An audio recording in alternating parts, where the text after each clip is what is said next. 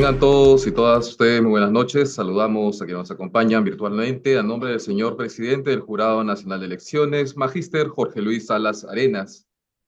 El Jurado Nacional de Elecciones les da la más cordial bienvenida a la conferencia ¿Cómo se realizan las elecciones municipales complementarias 2024? Reglas y normas claves, que organiza la Escuela Electoral y de Gobernabilidad del Jurado Nacional de Elecciones, con el objetivo de proporcionar información especializada sobre el marco normativo regulador de las elecciones municipales complementarias 2024 y las etapas del cronograma electoral. El día de hoy la conferencia ¿Cómo se realizan las elecciones municipales complementarias 2024? Reglas y normas claves estará a cargo de la abogada Amelia Hernández Donaire, de quien a continuación daremos lectura a una reseña de su hoja de vida profesional. Amelia Hernández Donaire es abogada por la Universidad Católica de Santa María. Ha cursado estudios de posgrado en Derecho Administrativo y Gestión Pública, en reformas electorales, en elecciones, representación política y gobernanza electoral.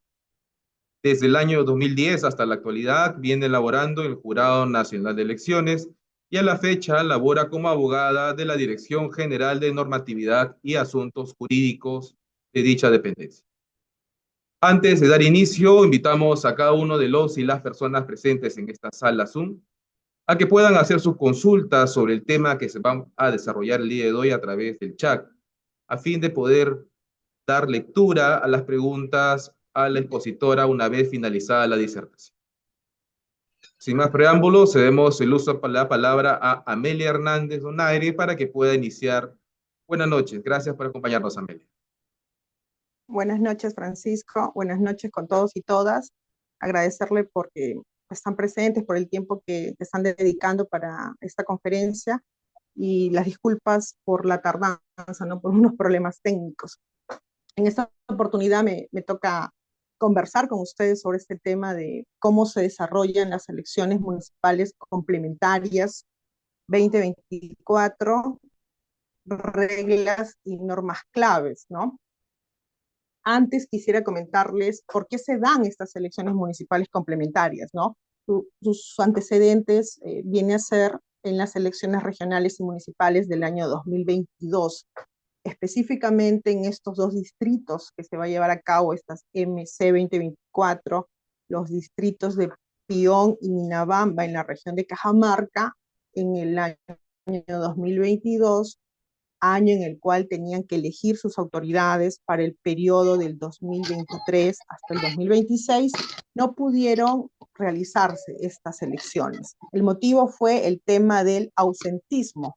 Hubo un ausentismo de más del 50% de electores hábiles en la votación, ¿no? En cada uno de estos distritos. Y el artículo 36 de la Ley de Elecciones Municipales establece como una causa, ¿no? Este tipo de nulidad. Es por ese motivo que en el año 2022 no se pudieron realizar, no se pudieron elegir a las autoridades de estos distritos. Es así que en el año 2023 la Ley de Elecciones Municipales también señala que para esta causa mencionada se tienen que realizar unas elecciones municipales complementarias. Es así que en el año 2023, el año pasado, se convocó a esta elección municipal complementaria a través de la resolución 122-2023-JNE del 25 de julio del año pasado. El JNE señaló concluida esta elección municipal complementaria del 2023 y ahí se menciona por qué nuevamente estos dos distritos, Pión y Ninabamba, no volvieron a poder elegir sus autoridades. En el caso de Pión es porque asistieron a votar el 2.806% del total de electores hábiles, y en el caso de Ninabamba porque no se presentaron solicitudes de inscripción de candidatos, ¿no? Entonces, por estos motivos, esta sería la segunda elección municipal complementaria que se da en estos distritos, ¿no? Y esta elección municipal complementaria, estas elecciones se dan porque el Jurado Nacional de Elecciones, de acuerdo a la Constitución, los artículos 142 y 181 reconocen al JNE como un organismo supremo en materia electoral.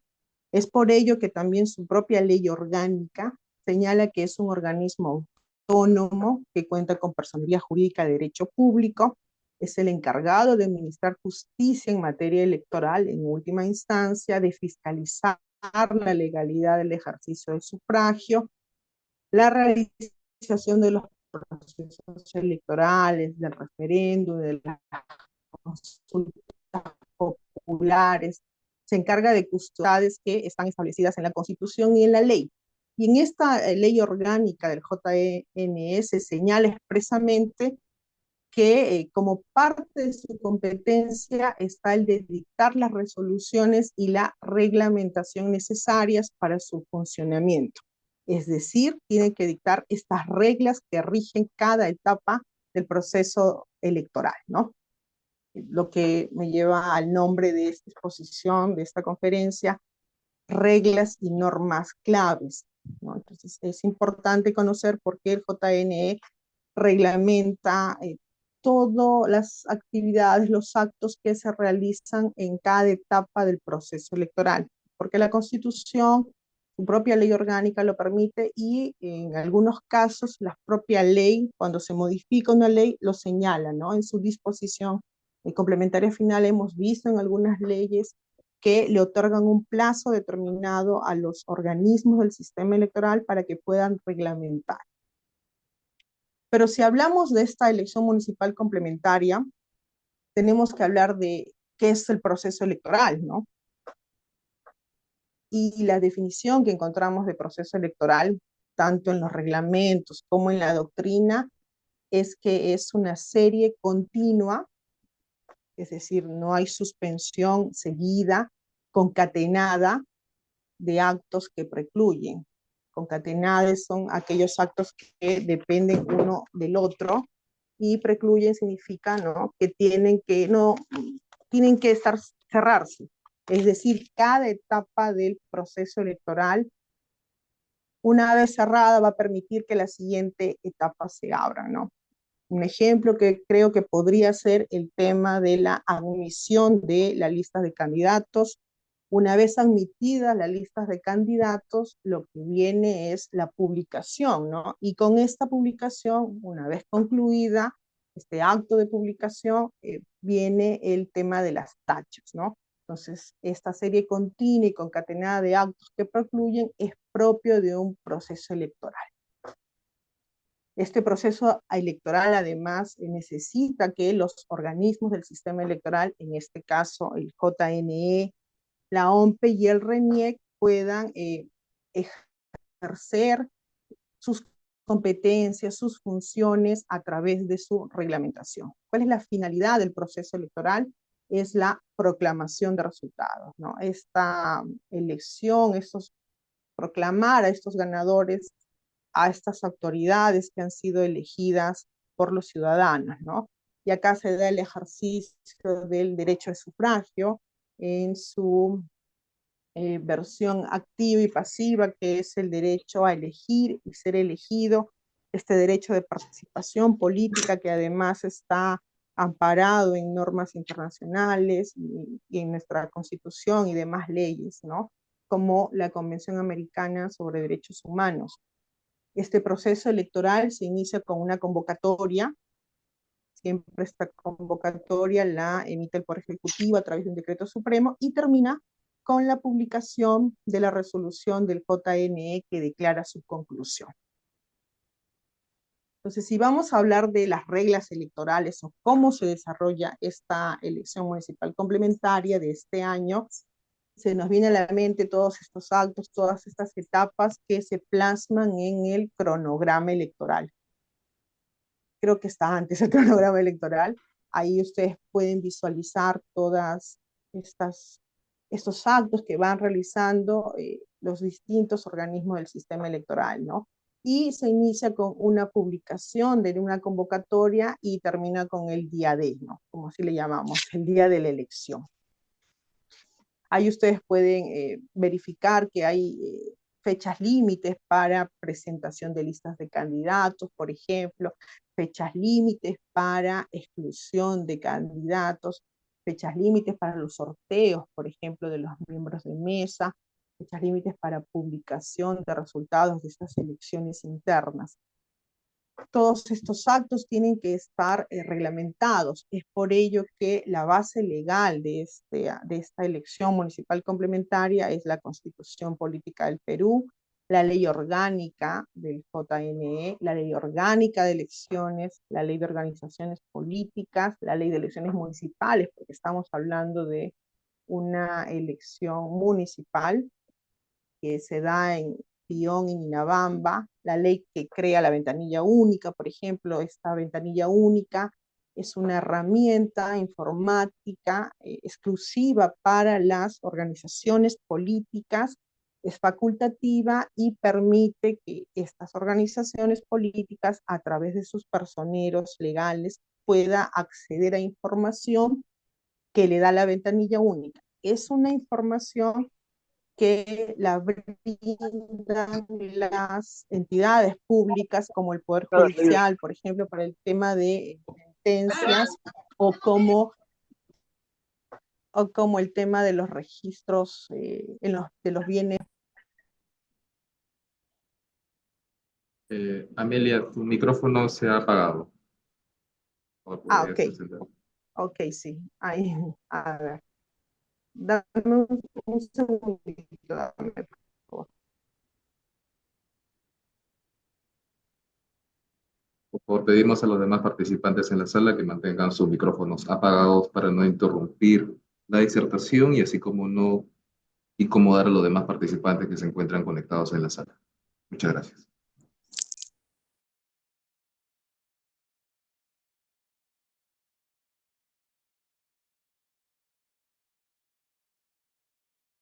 Okay. Ahora sí, ¿me escuchan, Francisco? Por favor, ¿me confirmas? Hola. Amelia, tal vez para ¿Se mejorar me escucha? la... ¿Me confirmas? Sí te escucho, pero tal vez para... Les Adelante. comentaba gracias, les comentaba de las ventanillas únicas, ¿no? Esta herramienta informática, igual si no se me llega a escuchar me avisa, por favor, Francisco. Esta herramienta informática que permite que las organizaciones políticas puedan acceder a información de sus posibles candidatos, ¿no? ¿Qué tipo de información es esta? Si tienen las sentencias, el tema de requisitorias, el tema de Interpol, si tienen deudas con la SUNAT, los bienes inscritos en registros públicos, si por ahí hay algún candidato que ha sido sancionado por las malas prácticas, el tema del REDAS, el tema del RENAS, el Registro Nacional de Abogados Sancionados por malas prácticas, el tema de REDAN también, este registro de deudores alimentarios morosos, y el tema de REJUM. Toda esta información la pueden obtener las organizaciones políticas a través de la ventanilla única, ¿no? Y específicamente para esta elección municipal complementaria 2024 tenemos la resolución 134-2023-JNE. Esta resolución aprueba el cronograma electoral para este proceso y además señala cuáles son las reglas de estas elecciones municipales complementarias, que las pueden ustedes acá visualizar en esta diapositiva, en donde están todos los reglamentos que van a regir en este proceso electoral. Siendo el tema de esta conferencia las reglas que se van a dar en estas elecciones municipales, reglas y normas claves. Voy a comenzar a detallar una por una en forma general, y sí me voy a detener un poco más en el tema de la inscripción de listas, ¿no? Que creo que es una de estas normas claves, como lo dice acá el título, ¿no? Entonces, ¿cuáles son estos reglamentos que van a regir este proceso electoral, que tienen que conocer los participantes, los competidores de esta contienda electoral, las organizaciones políticas, sus candidatos, sus personeros, nosotros los ciudadanos, los electores? Tenemos el reglamento de la declaración jurada de hoja de vida de candidatos. Este reglamento está referido a todo lo que es esta declaración jurada de hoja de vida, que además tiene que tener todos los ítems, toda la información que está en el artículo 23.3 de la Ley de Organizaciones Políticas, y comenzamos como datos como nombres, apellidos, el DNI, la experiencia laboral, las sentencias que ha tenido, las sentencias tipo doloso, estas sentencias también en el tema de civil, laboral, familiares, todos los bienes que están registrados en esta hoja de vida. Pero también han salido, por ejemplo, en el año 2023, el año pasado en junio, si no me equivoco, salió una ley en donde incorpora los principios al título preliminar de la LOE, ¿no? De la Ley Orgánica de Elecciones, y en estos principios se habla de una interoperabilidad. Es por eso que el año pasado, a través de la resolución 133, que actualiza este formato único de declaración jurada de hoja de vida, se permite que el candidato, además de verificar que la información que tiene su hoja de vida en algunos casos ha sido extraída, ¿no?, de los registros de otras entidades públicas, por ejemplo, como en el tema de SUNAR, es decir, yo soy una candidata y verifico que en mi hoja de vida efectivamente están los bienes que están inscritos en SUNAR, ¿no? Pero por ahí, si no hubiera alguno, yo tengo la posibilidad, con este formato único, con esta actualización, este formato, de colocar aquello que no ha sido extraído, ¿no? O además, si tengo que declarar alguna información adicional o complementaria, me permite el formato único realizarlo, ¿no? Esto es por un tema de esta interoperabilidad, ¿no? Porque Y no recuerden se que debe también malinterpretar o mal aplicar ese principio, ¿no? Estableciendo. si quieren al final hacen sus comentarios y sus preguntas. Recuerden también que estamos aplicando las reglas que se aplicaron en las RM 2022 y también en las MC 2023, ¿no? Y en esta ley nos hablaba de ser posible, ¿no? Entonces está el Estado peruano también está en todo este tema del gobierno digital, todo el tema de la interoperabilidad, ¿no?, que va teniendo sus fases, ¿no? ¿Qué otro reglamento también tenemos y se va a dar en esta EMC 2024? El reglamento de propaganda electoral, publicidad estatal y neutralidad, ¿no? Acá la propaganda electoral son todas aquellas acciones que realiza un candidato, una organización política para la captación de votos, ¿no? Lo que quiere es captar votos y estos votos a la vez van a convertirse en cuotas del poder, ¿no? Va a poder acceder al candidato a ser alcalde, regidor, ¿no? Esta propaganda electoral que se puede dar de distintas acciones a través de pancartas, a través de avisos por las redes sociales, a través de conferencias, charlas, una infinidad de acciones que realizan estos candidatos, tienen siempre que estar conforme a ley, ¿no? Y así lo señala la LOE, la Ley Orgánica de Elecciones, ¿no? Y ahí podemos verificar que en esta ley habla el tema de, por ejemplo, esta propaganda electoral que se puede dar en predios privados siempre y cuando el propietario autorice que se pueda pegar, pintar o algún tipo de propaganda en su predio. Caso contrario, está en todo el derecho de iniciar estas acciones porque han tomado su predio sin su autorización, ¿no? Entonces, esta propaganda electoral tiene una fiscalización que la realiza el JNE, que tiene que estar enmarcada dentro de la ley, ¿no? También tenemos, por ejemplo, aquella propaganda que se da y agrede o afecta el honor de otro candidato, ¿no? En el tema de publicidad estatal, una vez convocado un proceso electoral, la publicidad estatal se suspende, ¿no?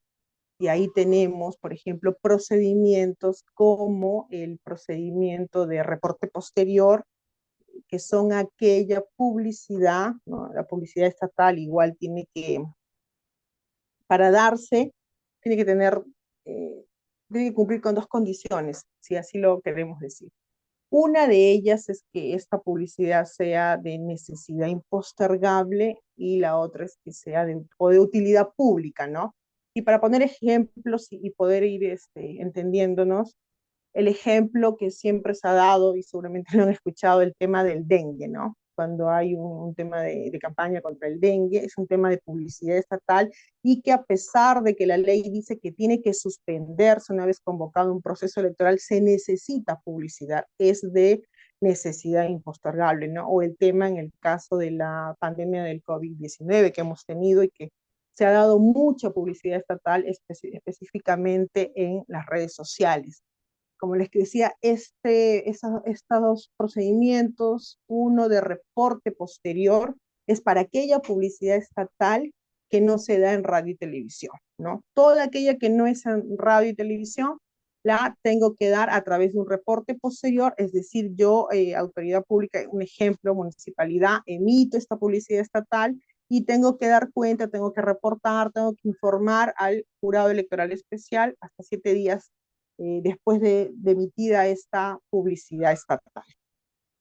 Pero igual ahí también tengo que señalar que es de necesidad postergable, que es de utilidad pública, tengo que estar dentro del plazo, tengo que además fijarme que esta publicidad estatal no tenga nombres de funcionario, imagen, voz, que esté aludida a alguna organización política, ¿no? Es decir, tiene que ser una publicidad netamente limpia, que lo que se quiere es informar sobre algo que necesita conocer con carácter de público la ciudadanía. Si hablamos de esta publicidad estatal que se da en reportes posteriores, también tenemos aquella que se da en radio y televisión, y en este caso se le conoce como un procedimiento de autorización previa. Este procedimiento de autorización previa sí se tiene que dar antes de emitir la publicidad estatal. Igual se presenta ante un jurado electoral especial, tiene un mismo plazo, igual el contenido es el mismo, no imagen, nombre, voz de algún funcionario, no favorecer alguna organización política, ¿no? Porque lo que se quiere con el tema este de publicidad y propaganda y neutralidad, con esta fiscalización, es que la cancha esté nivelada, por así decirlo, ¿no? Es decir, los competidores tengan las mismas condiciones para poder competir en esta contienda, ¿no?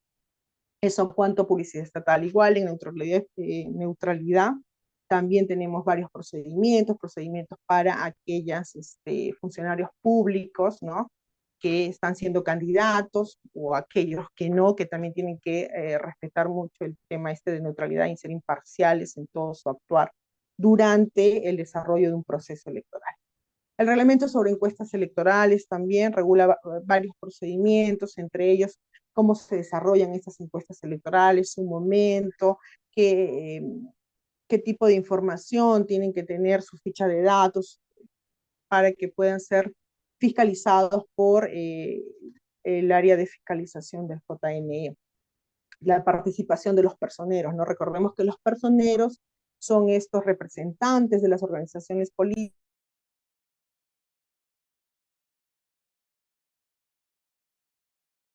Amelia, se apagó tu micrófono.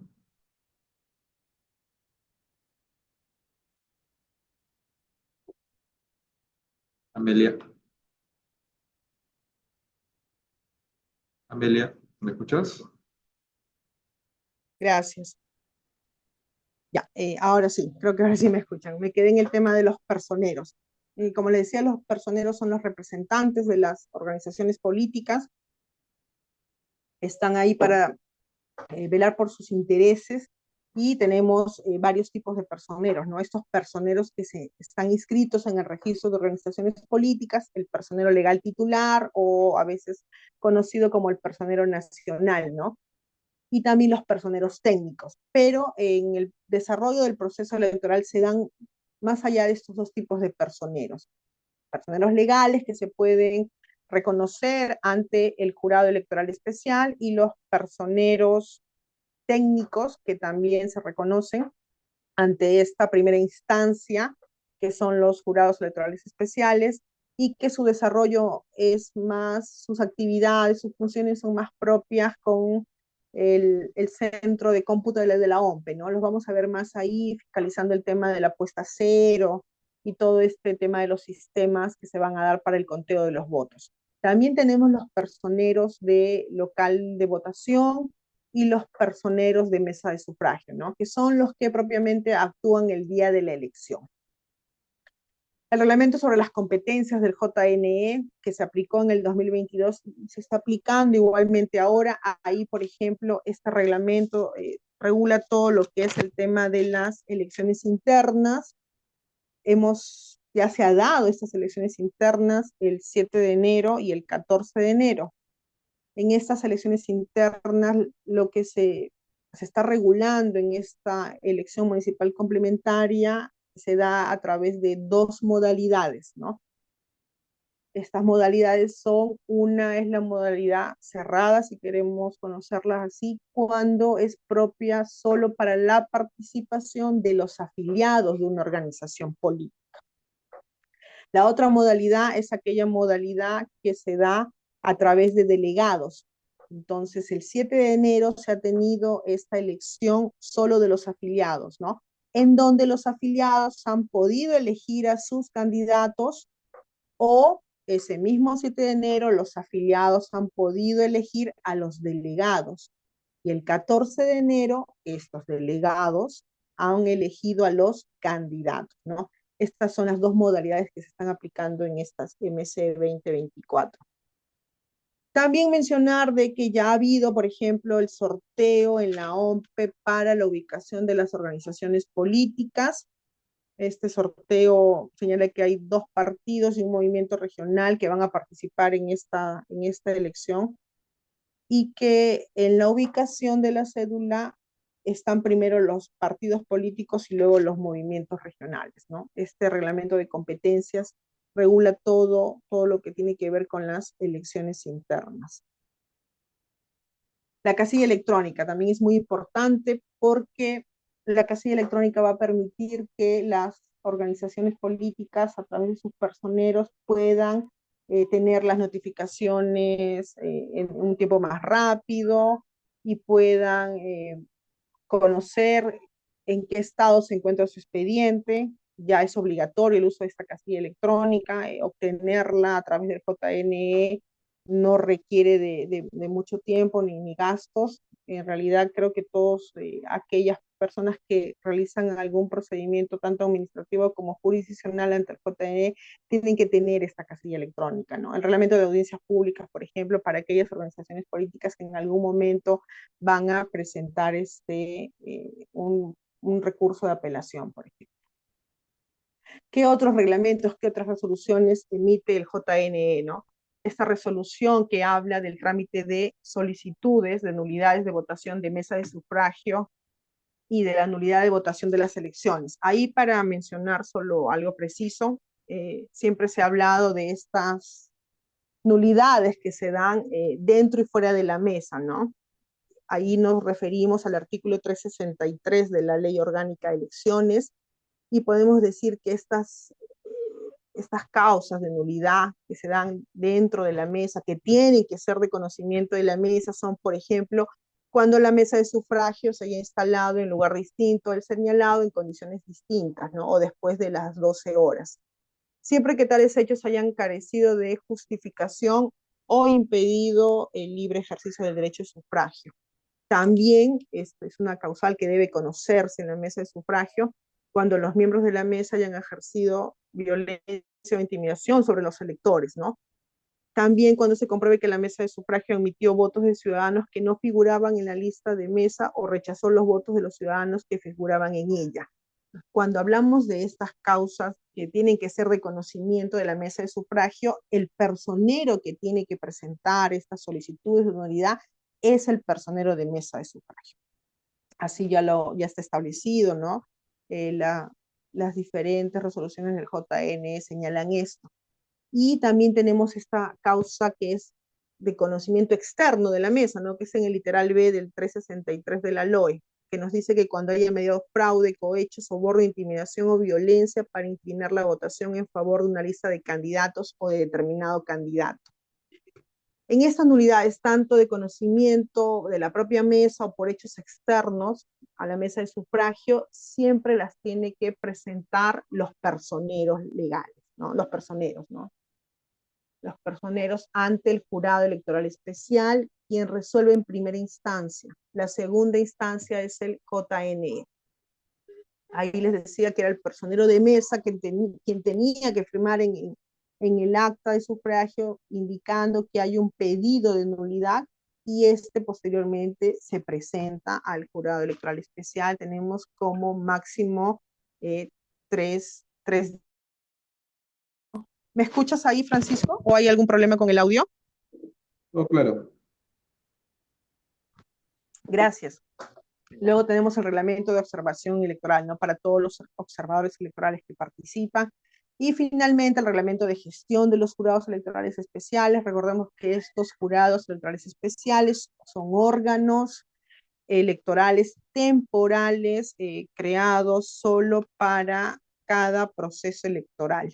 Están integrados por un juez titular en ejercicio provisional, si no hubiera titulares en esa jurisdicción donde se instala un jurado electoral especial, también por un fiscal superior en actividad o jubilado y por un ciudadano que es designado por el JNE a través de un sorteo de miembro de mesa. Son 3 los integrantes del jurado electoral especial. Antes, recuerdo que en el 2010 tenía un presidente que era un fiscal y 2 ciudadanos. Igual me pasó en los siguientes años y creo que ya a partir del 2017 ya estaba conformado por un juez, un fiscal y solo un ciudadano. Es decir, antes teníamos 2 ciudadanos integrantes de un jurado electoral especial. Y acá ya vamos propiamente a estos requisitos que se tienen que tener los candidatos, y hablando propiamente de la inscripción de listas de candidatos como una norma clave, ¿no? De todas estas reglas que se tienen que dar. ¿Cuáles son estos requisitos para ser candidato? Tiene que ser ciudadano en ejercicio y tener DNI, no estar suspendido en el ejercicio de la ciudadanía, haber nacido o domiciliar en la provincia o el distrito donde se postule. Esto de haber nacido también creo que es una modificatoria de hace 4 o 5 años, ¿no? Antes era que tenía que domiciliar como mínimo 2 años, ¿no? Y cuando hablamos de este domicilio de 2 años continuos hasta la fecha límite para la presentación de listas de candidatos, que por cierto era hasta el día de ayer, 6 de febrero, pero el JNE emitió un comunicado el día de ayer indicando que esto se ampliaba hasta el día de hoy porque hubo un caso fortuito, el tema de un problema de fluido eléctrico que no permitió que los sistemas estuvieran operativos, ¿no? Es por eso de que hasta el día de hoy las organizaciones políticas tienen que presentar sus listas, es hasta las 00 horas, ¿no? Y acá cuando hablamos de el domicilio también nos referimos a el domicilio múltiple, ¿no? Aquel que está regulado en el artículo 35 del Código Civil. Otro requisito importante es que estos candidatos a cargo, a cabezas de lista, si podemos decirlo así, específicamente en el caso de Pion y Ninabamba, al cargo de alcalde, deben ser afiliados a la organización política, ¿no? Acá, por ejemplo, tenemos esta resolución 2231-2022 de las RM 2022, en donde sí se obtiene mucha de esta jurisprudencia. El caso puntual del tema del domicilio, ¿no?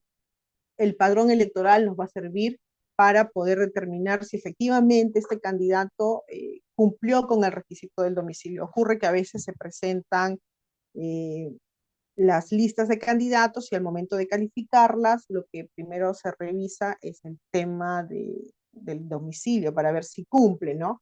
Y ahí nos guiamos por el DNI, ¿no?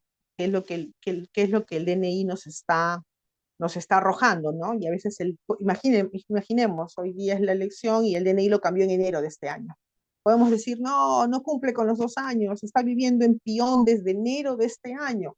No va, pero no es así, ¿no? Entonces se tiene acceso al padrón electoral y el padrón electoral nos va a decir que este ciudadano, su domicilio anterior era Pion, ¿no? Y en esta resolución nos dice que en este caso puntual se concluyó que el señor candidato sí domicilia en el distrito de Coata desde el año 2018, Y eso sirvió gracias a los padrones electorales de las EG 2021, S 2020 y la RM 2018. Con esta información es que este candidato pudo continuar en carrera. Otra resolución es la 1986, también de ese proceso electoral de las RM 2022. Y aquí sí es algo que al menos yo lo he visto en la primera instancia cuando he tenido oportunidad de estar en los JEE, el tema de estos certificados domiciliarios que nos presentan, ¿no? Estas constancias, ¿no? En donde las suscribe un juez de paz, indica el señor tantos vive desde el año 2018 a la fecha, ¿no? Ya en reiterada jurisprudencia el JNE ha dicho que estas constancias domiciliarias únicamente lo que acreditan es el hecho concreto actual. Es decir, si el candidato presenta esta constancia domiciliaria, lo que está señalando es que efectivamente el día, la fecha de emisión de su documento es que él está viviendo en ese domicilio, ¿no? Entonces, este documento no acredita un domicilio, no puede acreditarnos. Ahora, hablando de requisitos, también el tema de la afiliación, ¿no? En esta resolución se puede ver de que había una candidata que se encontraba afiliada a una organización política desde el 5 de enero del año 2022, ¿no? Y su organización política para subsanar esta observación, para presentar su descargo, señala de que esta renuncia de esta candidata la presentó ante el secretario de su organización política, ¿no? Pero no acredita que esta renuncia se presentó al registro de organizaciones políticas. Así lo señala el reglamento y así se tiene que hacer para que este registro pueda conocer que efectivamente hay una renuncia de un candidato, ¿no? Es por ello que se declaró improcedente esta inscripción. Además, recordemos que yo puedo pertenecer a una organización política, puedo ser afiliado a una organización política, pero puedo participar por otra organización política siempre y cuando la organización política me autorice, ¿no? Mi organización política me autoriza para yo participar por otra.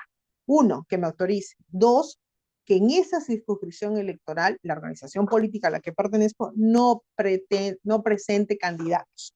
Esas son las dos condiciones, ¿no? En algunos casos sí se ha habido autorizaciones. Otros requisitos para ser candidato en esas elecciones municipales complementarias es el tema de extranjeros, ¿no? Los extranjeros sí pueden llegar a ser candidatos, ¿no? Tienen que acreditar también 2 años de domicilios continuos, pero acá es previo a la fecha de la elección, ¿no? No pueden postular para cargos municipales en los distritos de provincia, ¿no? De frontera, y tienen que tener una constancia de inscripción que les brinda RENIEC para que puedan participar en el proceso electoral, ¿no? ¿Cuáles son los requisitos de la lista, ¿no? Esta lista tiene que cumplir ciertos requisitos para que pueda ser admitida, la lista y los candidatos, ¿no? Por eso ahí hacemos como que dos revisiones. En el caso de las listas, ¿qué tiene que tener la lista? Tiene que cumplir con el tema de la paridad y alternancia. Antes hablábamos de la cuota de género, que era un 30%. Eso ya cambió desde la dación de esta ley del 2019, que es 50% hombres, 50% mujeres, que además tienen que estar ubicados intercaladamente. Una paridad y una alternancia. Una lista tiene que tener estos dos requisitos.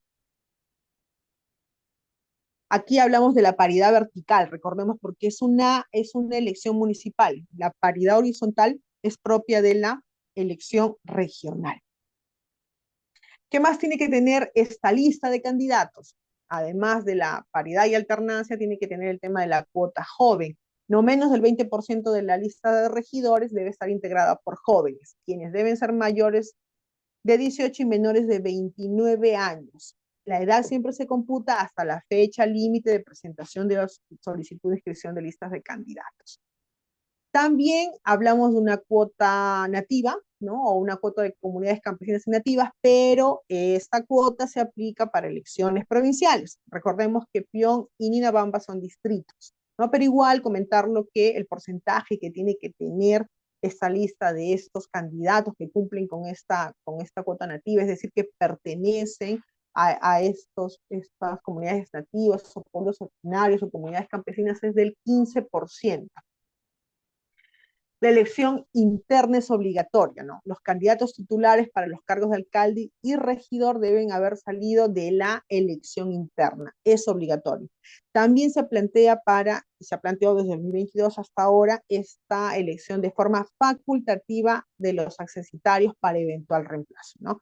Los accesitarios son aquellos que están después de los candidatos elegidos y efectivamente permiten que sean reemplazados por caso de renuncia, muerte o algún otro caso que no permita que el candidato titular siga participando en la lista.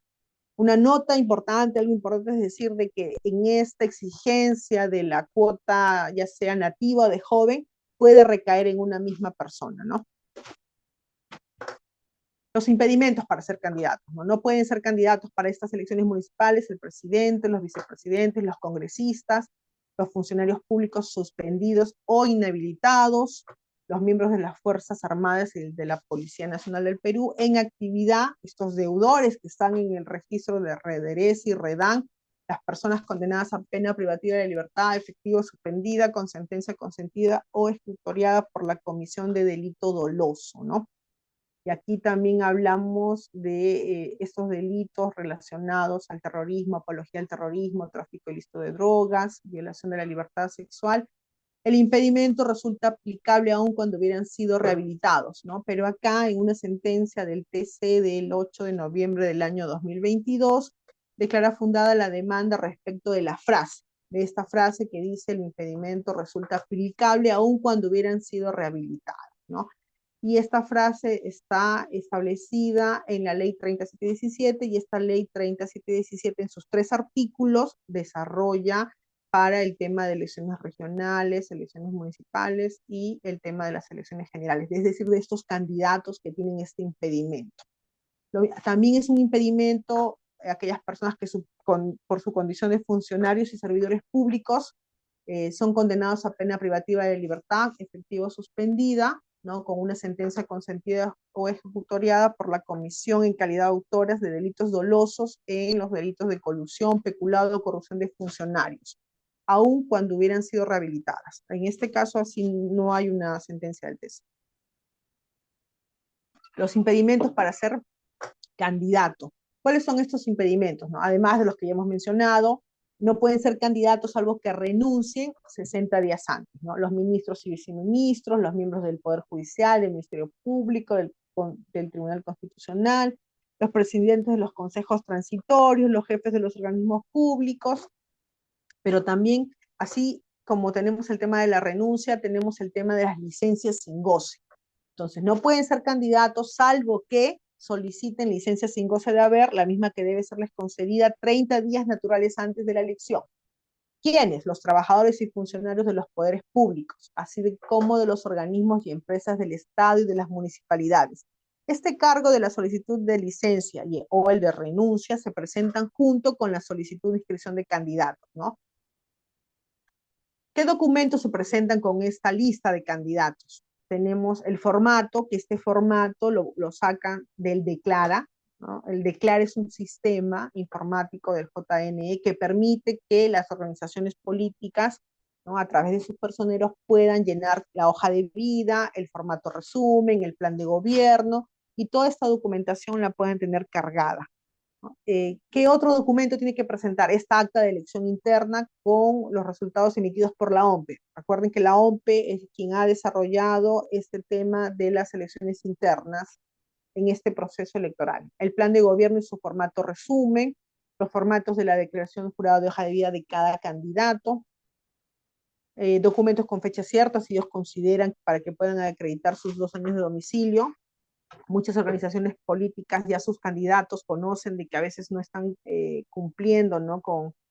con el tema del domicilio en ese lugar, igual presentan documentación para poder acreditar este tema del domicilio múltiple. Esta declaración jurada, la del anexo 1, que tiene que estar suscrita por cada candidato en una fecha igual o posterior al término de llenado de su declaración jurada de hoja de vida, ¿no? El candidato es responsable de toda la información que está en la hoja de vida. Por eso este anexo 1 tiene que ser firmado igual o posterior, ¿no? Es decir, él conoce que todo lo que está ahí está declarado por él, ¿no? Está declarado por él, ¿no? También tenemos el tema del anexo 2, el tema del rederesi. También, si es que se tiene que presentar algún documento en que conste una renuncia o cargo, pase a la situación de retiro por el tema de la licencia con goce de haber en los casos que correspondan, ¿no? El tema que les comenté, que uno puede postular por otra organización política. Si hay algún candidato extranjero, también tiene que presentar esta constancia de inscripción. Y las tasas de pago electorales, ¿no? Acá tenemos una resolución, la 2543, que también nos habla del tema de la presentación del formato resumen del plan de gobierno, ¿no? Que tuvo que ser ingresado en su momento. El JNE señala de que cumplió con subsanar en este caso, porque seguramente acá nos está señalando que sí lo llegó a presentar, y por eso es de que a través de estos descargos que presentan las organizaciones políticas se pudo dar por subsanada esta observación. ¿Cuáles son las etapas del proceso de inscripción?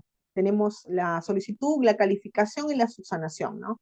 Inicialmente la solicitud es a través del sistema SIGE, hasta el día de hoy será, ¿no? Las organizaciones políticas pueden solicitar reemplazo de candidatos hasta la fecha límite.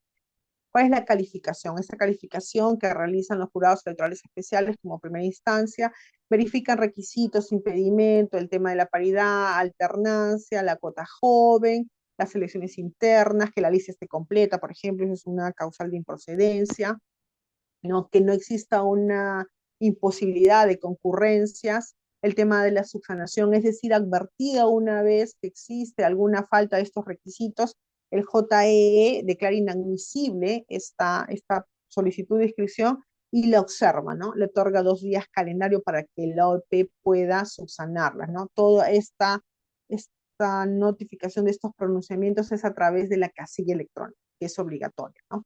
¿Cuáles son las etapas ya del procedimiento de inscripción de listas?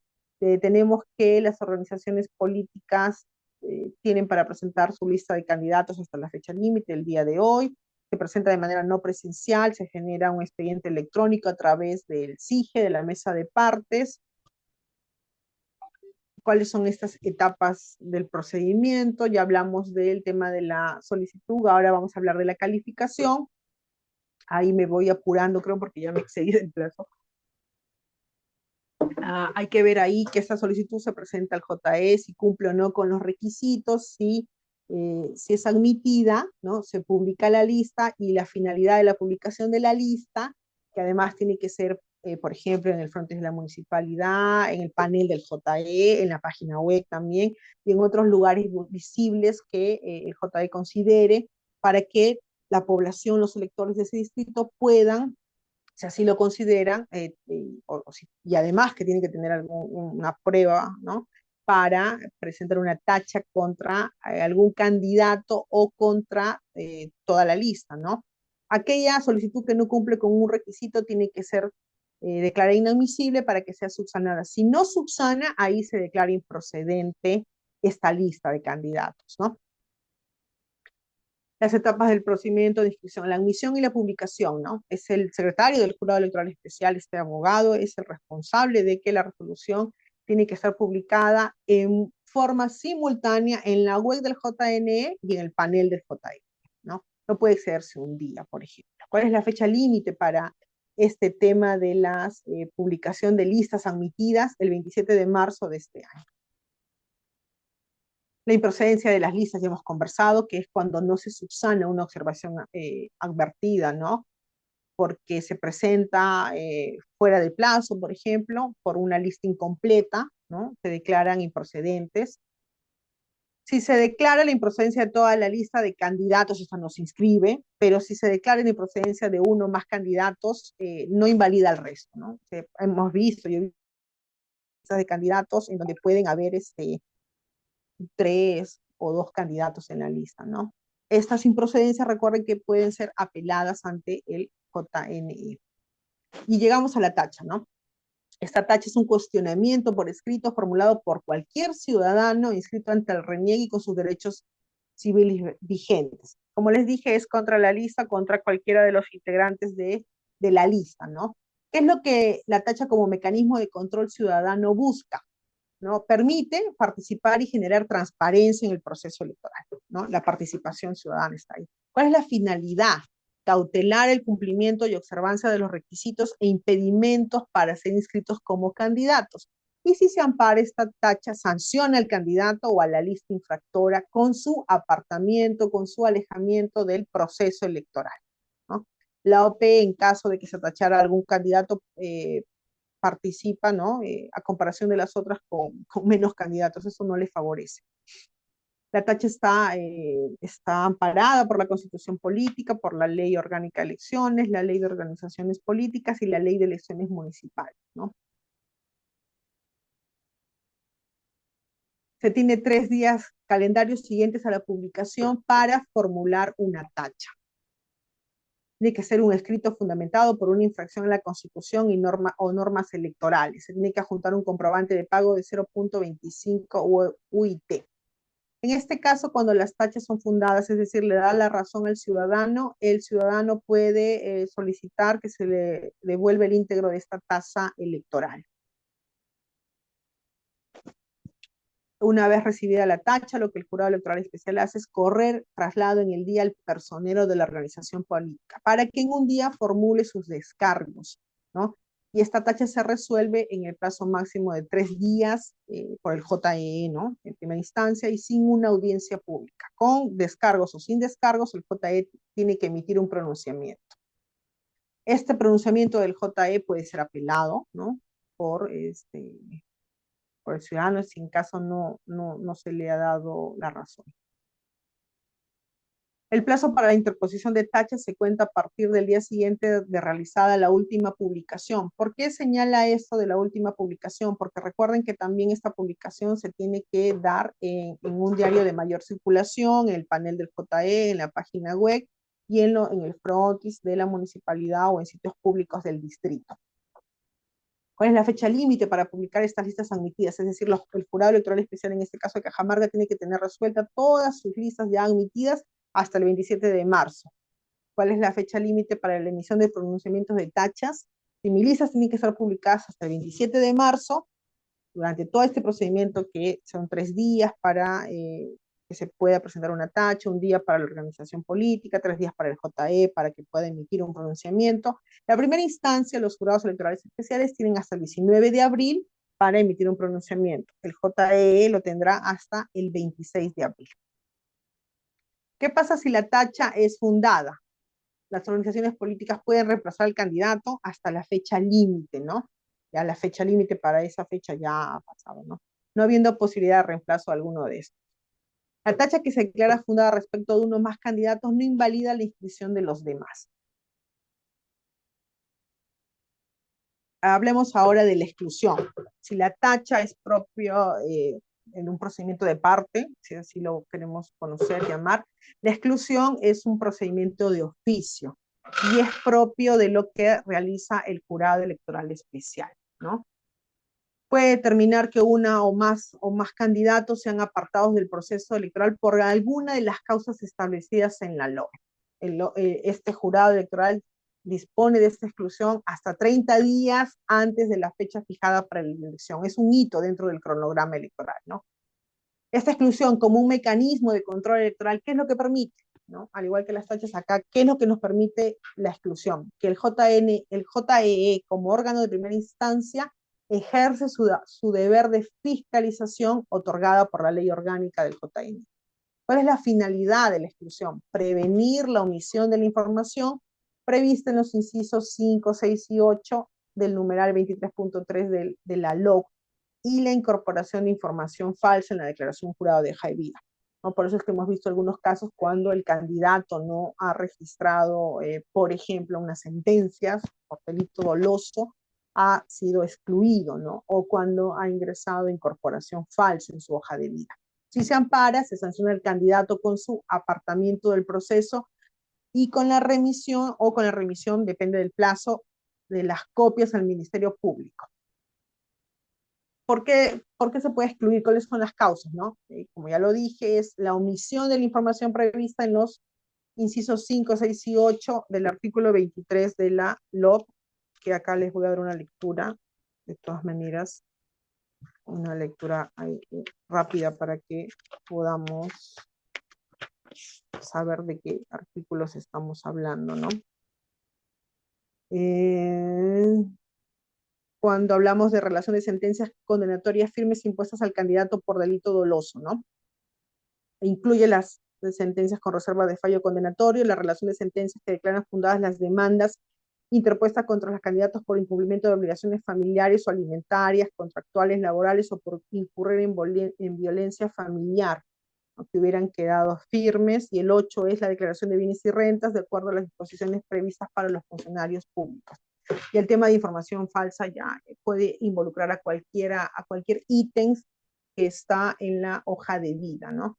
También hay una exclusión por un tema de dádivas, ¿no? El tema de dádivas es cuando, por ejemplo, el candidato reincide en cometer esta infracción al tema de dádivas que se estableció en el artículo 42 de la Ley de Organizaciones Políticas, y acá es cuando, por ejemplo, entrega alimentos, víveres, agua y cosas así en una cantidad mayor a la establecida, que es para el consumo, por ejemplo, de un meeting, ¿no? Que es creo que 0.1 de la OIT. Acá es cuando ya se excede, ¿no? Cuando son 2 UITs. Entonces esta reincidencia hace que se excluya al candidato, ¿no? O cuando de frente entrega estos bienes que no puede entregar, que superan las 2 UITs. Hasta el 25 de mayo se puede dar esta exclusión, ¿no? Cuando el JE tome conocimiento que al candidato se le ha impuesto, ¿qué cosa? Una condena consentida o ejecutoriada con pena privativa de la libertad o una pena de inhabilitación o una interdicción por resolución judicial consentida o ejecutoriada. Esta fecha es hasta un día antes de las elecciones, porque el día de la elección es el 26 de mayo. El trámite de la exclusión, el fiscalizador tiene que intervenir acá, emite un informe en el cual señala estas posibles causas de exclusión, ¿no? También se presenta denuncias de ciudadanos, pero eso no le da legitimidad para que sea parte en este procedimiento de exclusión, igual que en las tachas se traslada a la organización política a través de su personero para que realice su descargo. Este pronunciamiento puede ser impugnado por la organización política. Un dato importante en la exclusión es que la información contenida en la hoja de vida es de exclusiva responsabilidad de cada candidato, ¿no? Como ya se los había mencionado antes, ¿no? Ellos dan fe a través de la presentación de este anexo 1, que son los que firman. Las anotaciones marginales, ¿no? Las anotaciones marginales son por errores materiales, numéricos, tipográficos, que no alteran el contenido esencial de la información que está establecida en la hoja de vida. Y ya hemos hablado del tema de la suspensión, ¿no? Que es de la publicidad estatal, que se da a partir de esta convocatoria de elecciones, también de la propaganda electoral, de la neutralidad. Y para ir terminando ya, les voy a mencionar unos ejemplos para el tema de exclusión, ¿no? El tema del informe de fiscalización señala que el candidato brindó información falsa sobre formación académica superior. Eso es lo que dice el informe de fiscalización. ¿Qué dice el descargo de la organización política? Dice que la información puede ser visualizada en el expediente de inscripción. En el recurso de apelación señala de que existe una falta de motivación, que no se puede disponer la exclusión por datos registrados en entidades del Estado, ¿no? Aquí hablan de una información académica superior. Recordemos que esta información la da la SUNEDU. ¿Qué hizo el JE en este caso? Excluyó al candidato. ¿Qué resuelve el pleno del JE? Señala fundado el recurso de apelación porque existe un escrito de subsanación de la OP por el error involuntario al consignarse una entidad educativa diferente en su declaración jurada de hoja de vida. La OP informó, la organización política informó con fecha anterior a la emisión del informe de fiscalización el error material, por lo que corresponde a que el JE dispone la anotación marginal, ¿no? Esto es muy importante, ¿sí? Yo presento mi lista de candidatos el día de hoy, efectivamente, verifico luego que ha habido un error de tipo material y que tiene que ser de conocimiento del jurado electoral especial, al día siguiente yo puedo presentar ese documento y decirlo, ¿no? En este caso ocurrió ello, ¿no? Ahí no se ve la mala fe del candidato de querer presentar información falsa, ¿no? Sino que ha habido un error que lo advierte y lo comunica, ¿no? Es por eso que en este caso se declaró fundado este recurso de apelación. Con esto termino mi exposición, no sin antes mencionarles esta frase de este politólogo polaco, Adam Przeworski, en donde dice que en un sistema democrático es necesario tener certeza en las reglas e incertidumbre en los resultados, ¿no? Entonces, las reglas tienen que ser ciertas. Lo que no tiene que ser cierto es quién gana las elecciones. Creo que con eso he terminado. Les agradezco mucho por su tiempo y si tuvieran alguna pregunta, comentario, son bienvenidos. Gracias. Sí, muchas gracias, Amelia. Te agradecemos por tu excelente disertación brindada el día de hoy. Queremos también agradecer la participación de todos y todas las personas que se han conectado de los diversos departamentos del país y que nos han acompañado el día de hoy con su presencia. A continuación vamos a dar pase a dar lectura a las preguntas que hemos recibido a través del chat por parte de ustedes para que puedan ser atendidas por nuestra expositora adecuadamente.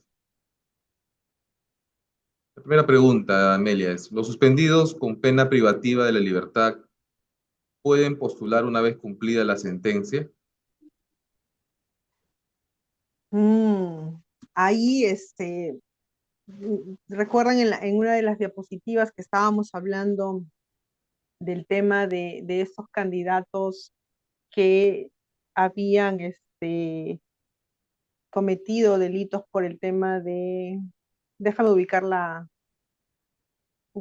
bien la diapositiva, acá está, ¿no? Las personas condenadas, dice, impedimentos para ser candidato, las personas condenadas a pena privativa de la libertad, efectiva o suspendida, con sentencia consentida o ejecutoriada por la comisión de delito doloso, es un impedimento, ¿no? Entonces la respuesta tendría que ser que ellos no pueden postular, ¿no? Acá nos señala esto, la propia ley nos está estableciendo esto, específicamente nos habla también de estas rehabilitaciones, que ya tenemos una sentencia del TC. Entiendo que seguramente si se diera un caso concreto en esta MC, tendrá el Pleno que resolverlo, ¿no? Pero en principio es un impedimento. Muchas gracias por la respuesta. ¿Cómo se garantiza la transparencia y la equidad en las elecciones municipales complementarias 2024? Una pregunta muy, muy interesante, ¿no? El tema es de la transparencia. Ahora que vivimos mucho rodeado de noticias falsas, ¿no? Esta transparencia que necesita todo proceso electoral, creo que tiene que venir de parte en primer término, de las organizaciones políticas, ¿no? De sus candidatos, ¿no? Informando sobre sus hojas de vida, por ejemplo, ¿no? Esto es parte de la transparencia para que los electores puedan decidir informadamente si el candidato el cual quiere ser la autoridad de su distrito está efectivamente señalando todo lo cierto que tiene, ¿no? Su información académica, su información laboral. Creo que también la transparencia es parte de querer nosotros, los ciudadanos, mantenernos informados. Y creo que para eso tenemos los canales oficiales, ¿no?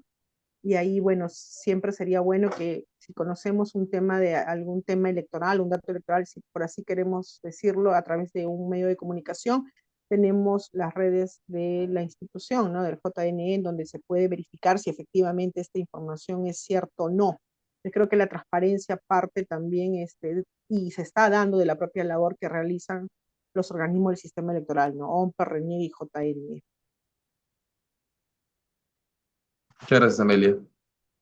¿Es un requisito que los candidatos tengan algún nivel de estudios para participar en las elecciones municipales complementarias 2024?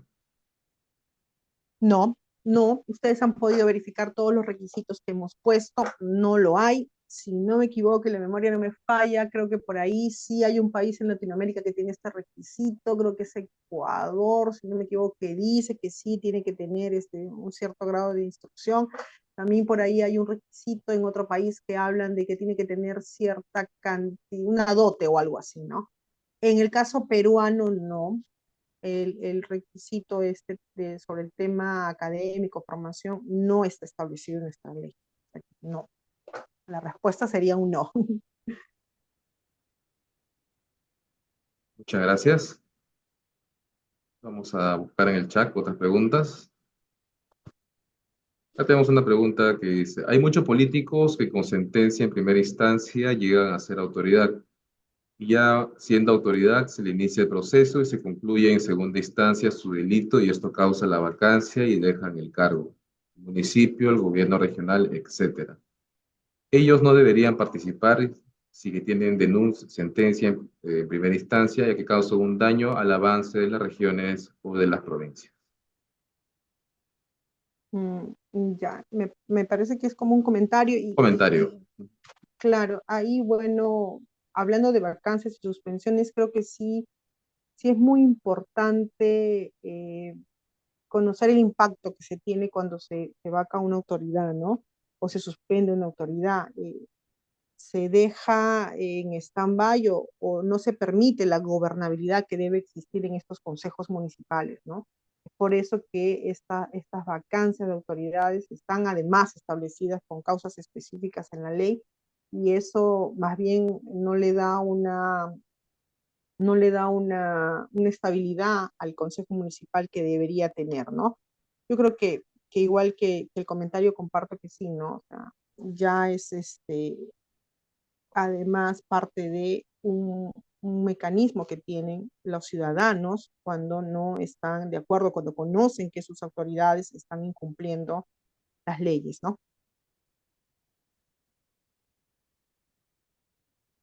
Otra pregunta. ¿Qué sucede si nuevamente la población electoral no concurre a sufragar en cualquiera de estos dos distritos?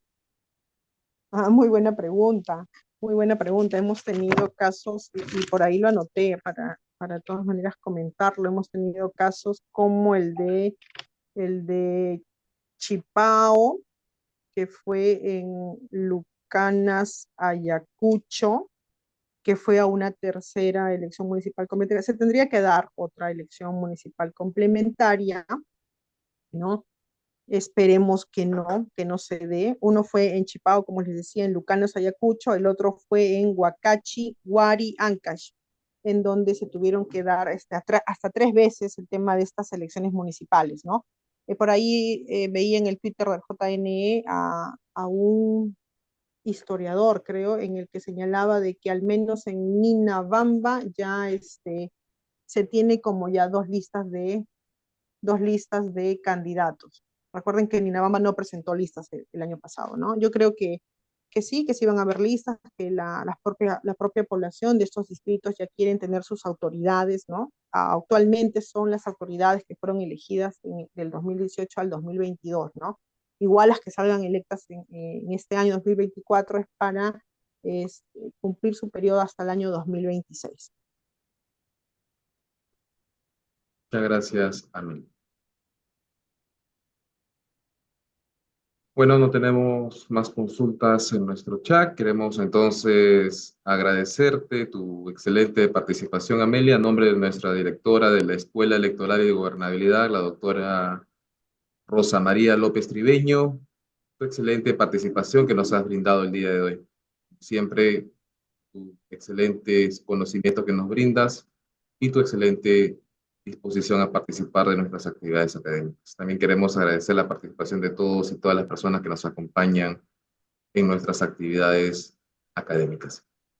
Asimismo, los invitamos a seguir participando de todas nuestras actividades que podrán ustedes visualizar y las convocatorias que van a encontrar en nuestra página web, que es http://esec.jne.gov.pe, donde van a encontrar ustedes la diferentes información académica de su interés para la que ustedes puedan participar.